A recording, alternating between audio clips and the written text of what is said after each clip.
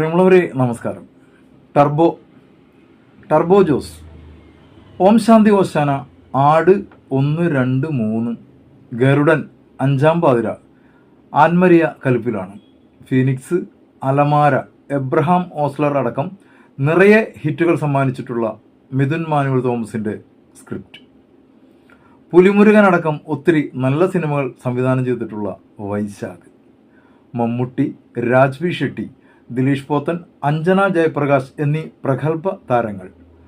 Cinema നിർമ്മിച്ചത് Mammootty company. Camera Vishnu Sharma, editing Shameer Muhammad, Christo സേവ്യറിൻ്റെ സംഗീതം.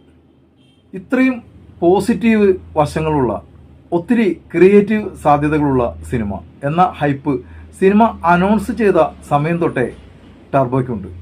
മമ്മൂട്ടി കമ്പനി ഒരു സിനിമ എടുക്കണമെങ്കിൽ അത് അത്തരമൊരു സിനിമ തന്നെയായിരിക്കും എന്ന് മനസ്സിലാക്കിയാൽ മതി. അത്തരമൊരു സിനിമ 200 കോടിക്ക് മേലെ പ്രതീക്ഷിക്കാം.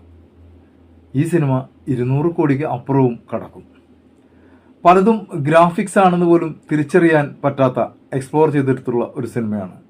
പിന്നെ മറ്റൊന്ന്, ഏതാനും ദിവസങ്ങളായി മമ്മൂക്കയ്ക്കെതിരെ അടിസ്ഥാനമില്ലാത്ത ഒരുപാട് ആരോപണങ്ങൾ ഒരു കൂട്ടം ആളുകൾ സോഷ്യൽ മീഡിയയിലൂടെ പ്രചരിപ്പിക്കുന്നുണ്ട്.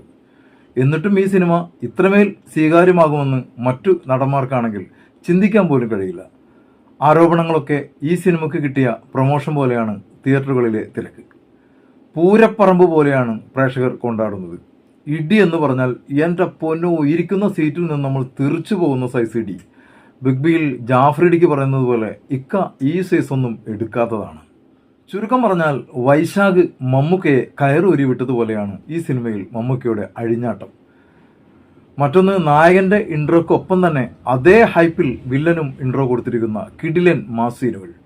മമ്മൂക്കയുടെ ഇൻട്രോയ്ക്ക് ശേഷം മമ്മൂക്കയുടെ മറ്റൊരു ഇൻട്രോ കൂടിയുണ്ട്. അതാണ് മാസ് ഇൻട്രോ.